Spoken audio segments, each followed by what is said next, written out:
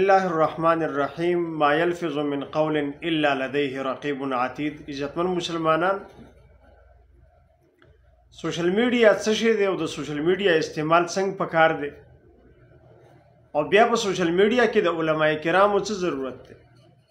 عزتمند یو لفظ ریکارډ کیږي موبایل په سکرین باندې نه په عملنامه کې د الله تعالی په دربار کې یو خبره نیک وشوه او تا یو نیک قدم کې خودو ستا په قدم باندې ستا په پل باندې نور خلق پیګ دی او روان دي، تا ته به اجر میلاویږي. او که تا یو غلط قدم خدای مکه کې خودو او بیا په هغې باندې نور خلق خپک دی او روان دي، نو تا ته به د هغې ګناه میلاویږي. ویډیو ریکارډینګ دا یو داسې شی دی چې دا همیشه دپاره یو پاتې شی دی، ریکارډ دی. ته یو سړی جیسے یو کس یم ما یو ویډیو ریکارډینګ کړی دی او په هغې کې مثال په طور ما د توبې خبره کړې ده.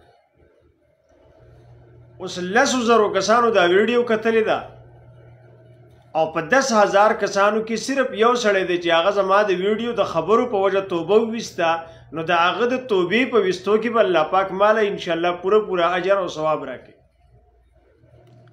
اوس خدای مکه ما یو داسې خبره کړې ده چې زما د هغه خبرې اورېدو په وجه یو سړی د ګناه مرتکب جوړېږي، نو په هغه کې به ما ته باقاعده پوره چې کوم دی وبال او سزا میلاویږي.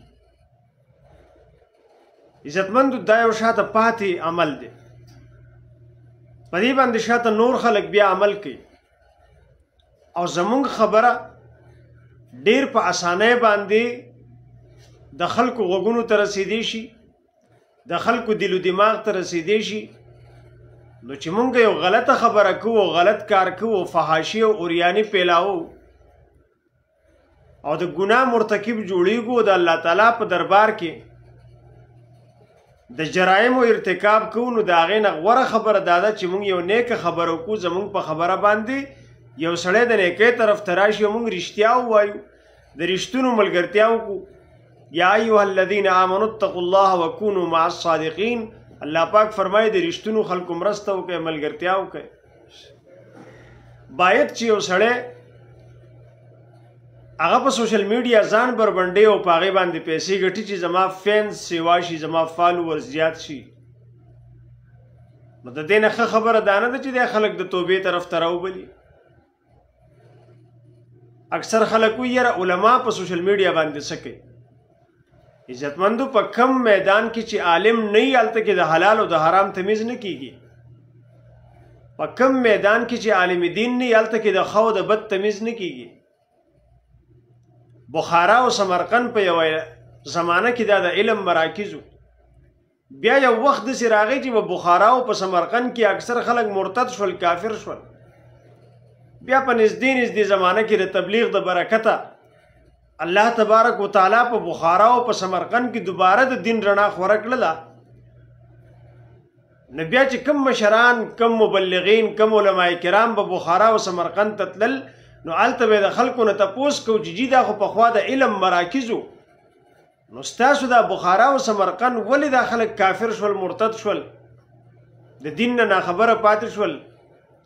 نو هغې ورته یو عجیبه جواب ورکړو چې زموږ علماء کرام په مدرسو کې دننه و. بخارا او سمرقند د علم مراکزو، خو د جومات نه بهر مولا نه و، مارکیټ کې مولا نه و، په تاڼه او تحصیل کې او عدالت کې مولا نه و، پارلیمنٹ کې او په اسمبلی کې مولا نه و، لار او کوڅه کې مولا نه و. مونږ ته دا پته نه وه چې علماء کرام دننه د مدرسې په دې چاردیوارۍ کې څه کوي، حلال څه شی دی، حرام څه شی دی، زنا څه شی دی او نکاح څه شی دی، خور مور او ښځه کې فرق څه ته وایي، کلمه کفر څه ده او کلمه اسلام څه ده، سود څه ته وایي، بیع څه ته وایي. روا چې مونږ ته دا پته نه ولګېدلې، ایون چې زمونږ نه ایمان لاړو، زمونږ خلک اکثر چې دی مرتد شول او د دین نه بالکل شاته ناخبره پاتې شول.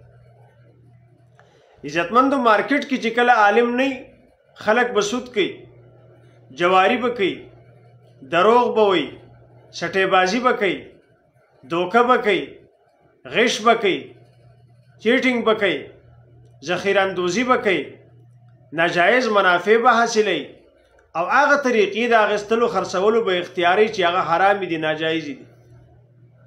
عزتمندو چې کله په ټریفک کې علماء کرام نه بیا به د ټریفک پولیس رشوت اخلي، کله چې په تاڼه او تحصیل کې عالم نه بیا به په تاڼه کې په پولیس سټیشن کې بدایي سي چوغان رشوتونه اخلي، هغې ته به د حلال او د حرام تمیز نه کیږي. خو که چېرته کې په هر اداره کې او په هر مارکیټ کې او په هر بازار کې او په هر لاره کوڅه کې یو عالم منتخب شو، نو بیا به خلکو ته د حلال او د حرام تمیز کوي. خبره کوم چې د سوشل میډیا باندې عالم څه کوي، زه ستا نه تپوس کومه دا کم سړی چې په سوشل میډیا ځان بربنډ کړي دی څه کوي؟ ته به دې پیسې ګټي، زه به تا ته وایم چې د پیسو د ګټلو دغه طریقه ناجایزه ده. او کله چې علماء کرام په دې میدان کې انشاءالله په سوشل میډیا باندې به د یو عالم نه چا د فحاشۍ او د اوریانۍ یو پارټ نه لیدلی، بلکې علماء کرام چې خبره کوي پاکه به کوي، صفا خبره به کوي، رښتونې خبره به کوي، او کم از کم د فحاشۍ او د اوریانۍ خورولو نه به بایکاټ کوي. تاسو ولیدل د ختم نبوت په مسلو باندې په سوشل میډیا باندې څونه دفاع شوې ده. تاسو ولیدل کوم ځای کې ظلم وشي او هغه د موبایل په سکرین باندې هغه ریکارډ شي او بیا خلکو ته ورسي. د سوشل میډیا لنډ تعریف دی خپله خبره په اسانۍ باندې نورو خلکو ته رسول. دا د درې قسمه میډیا ده. یو ته وایي فرنټ میډیا لکه اخبار، رسایل وغیره، بله د الکترونیک میډیا لکه ټي وي وغیره، او بله د سوشل میډیا چې هغه سوشل خلک استعمالوي، هغه معاشره کې استعمالیږي، هغه د عامو خلکو په اختیاراتو کې ده.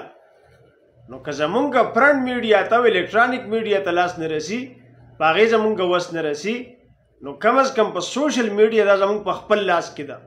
اوس دا مونږ په حرامه استعمالو یا په جایزه طریقه استعمالو، دی الله پاک مونږ له اختیار را کړی دی. خو عرض مې دا کوو چې که یو سړی نیکه خبره وکړي او 1,00,000 کسان دا نیکه خبره واوري، ځکه ډېر په اسانۍ باندې ویډیو وایرل کیدی شي او خلک خبره اورېدی شي، 1,00,000 کسان دا نیکه خبره واوري، نو د ده په عملنامه کې 1,00,000 کسانو هغه کومه چې نیکه خبره اورېدلې ده، ځکه غوږونه هم ثواب ګټي هم ګناه کوي، سترګې هم ثواب ګټي هم ګناه کوي، ژبه هم ثواب ګټي هم ګناه کوي، اعضاء او جوارح، لاس او خپې، دل او دماغ. نو که یو سړي په دې سترګو باندې ستا یو نیکه خبره کولو حالت کې ته ولیدې او په غوږونو باندې هغه خبره واورېده او په هغې عمل وکړو، 1,00,000 کسانو ته ورسېده، نو د 1,00,000 کسانو اجر تا ته میلاو شو. خو خدای مکه که خبره غلطه وه، فحاشي وه، اوریاني وه، بې حیایي وه، د بې حیایي خبره وه، د جرم او د ګناه د ارتکاب خبره وه، او هغه خلکو واورېده، نو د دغومره خلکو دا څومره خلکو چې ستا خبره اورېدلې ده د هغه خلکو ګناه ستا په عملنامه کې ولیکلی شو. لہذا د خدای په خاطر د علماء کرامو د ګریوان نه لاس وباسئ. کوم علماء چې کرام چې په سوشل میډیا باندې خدمت کوي، هغه به خپل خدمت کوي، هغې خدمت ته پرېږدئ. معاشره کې د رضاعت مسله راځي، مولا پسې ځو، د میراث مسله راځي، مولا پسې ځو، ماشوم پیدا کیږي، مولا پسې ځو، سړی وفات کیږي، مولا پسې ځو، جنازه ده، مولا پسې ځو، د سود مسله د مولا نه تپوس کوو، دا انډر پلی ده او که نه دا جایز طریقه د مولا نه تپوس کوو. علماء کرام زمونږ د دې معاشرې اساس دی، بنیاد دی، او نن تاریخه پورې موږ له مسجد او مدرسه محفوظ را رسولی دي. الله تبارک وتعالی د دغه علماء کرام په هر میدان کې زمونږ مشران لري. سوشل میډیا د دې یو اهمیت دی. ښه خبره وکړه، خلک نیکۍ ته راوبله، دعوت ورکړه، تبلیغ وکړه، بیان وکړه، د پیغمبر علیه السلام حدیث بیان کړه، قرآن کریم آیت بیان کړه او خلک د نیکۍ طرف ته راوبله. الله تبارک وتعالی دې موږ خپل نیکان بندگان جوړ کړي. آمین یا رب العالمین.